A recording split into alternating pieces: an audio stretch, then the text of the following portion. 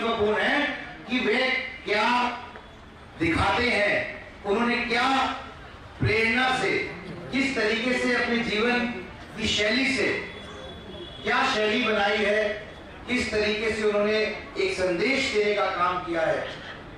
मुझे नहीं लगता ऐसा पहले कभी हुआ होगा, और जब आगे जाकर इतिहास लिखा जाएगा तो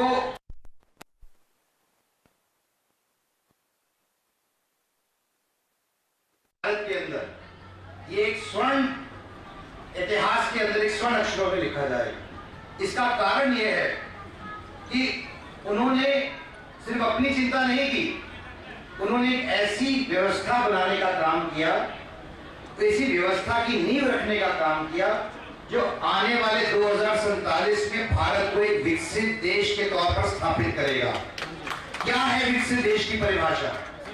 आप लोगों ने विकसित देश की बात सुनी होगी, मैं उसकी परिभाषा बताना चाहता हूं माननीय प्रधानमंत्री जी की। क्या समझते हैं कि भारत को कहां पहुंचना चाहिए? उनका खुद का कहना है कि हमें रहूं ना रहूं, देश आगे बढ़ना चाहिए, और देश आगे तब बढ़ेगा जब उसकी नींव सशक्त होगी, और उसकी नींव सशक्त करने का काम पिछले 11 साल में माननीय नरेंद्र मोदी जी ने किया है। चाहे मैं बात करूं महिला सशक्तिकरण की, चाहे मैं बात करूं ऐसी स्कीमें लाने की जिससे जन कल्याण की नीतियां ही नहीं आई हैं, बल्कि जनता को स्वतंत्रता मिली है कि वे अपने पैसे के साथ क्या कर सकते। चाहे डायरेक्ट बेनिफिट ट्रांसफर की बात करूं, ड्रोन दीदी की बात करूं, लखपति दीदी की बात करूं, या अनेकों स्कीम, और जो सबसे बड़ी विश्व की यूनिवर्सल हेल्थ कवरेज की स्कीम है आयुष्मान भारत।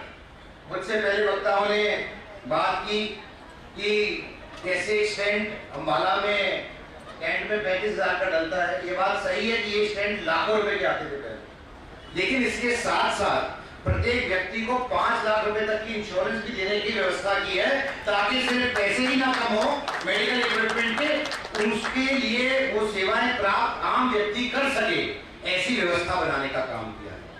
और आज इस कार्यक्रम के माध्यम से मैं एक और घोषणा करना चाहता हूं, क्योंकि अम्बाला मेरा घर है, मेरा परिवार है। तो आज एक बहुत ही बड़ी भव्य स्कीम का इनॉग्रेशन माननीय मुख्यमंत्री जी करेंगे, और इसका इनॉग्रेशन पंचकूला से होगा शाम को। इस स्कीम का नाम है नमो शक्ति रथ, जो कि ऐसे 9 रथ आज फ्लैग ऑफ किए जाएंगे मुख्यमंत्री जी द्वारा, जो हमारी माताओं बहनों के लिए हर गांव में जाएंगे। अम्बाला पूरे हलके के अंदर हर एक गांव के अंदर ये कैंप रोजाना लगेंगे, ताकि जितने भी हमारी माताएं बहनें और बुजुर्ग महिलाएं हैं, उनके लिए जो भी दिक्कत समस्याएं रहती हैं, चाहे वो कैंसर से संबंधित हों या फिर और दूसरी समस्याएं हों, उनको अपने घर से बाहर निकले अपने गांव के अंदर ये सुविधाएं मिल सके।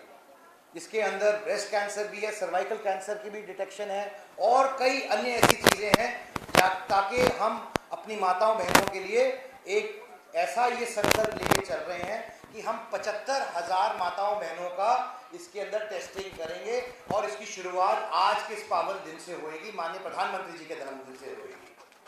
तो ये नमो शक्ति रथ आपके गांव में जल्द आएगा, आपके बीच में आएगा, आपकी समस्याओं को दूर करने के लिए आएगा।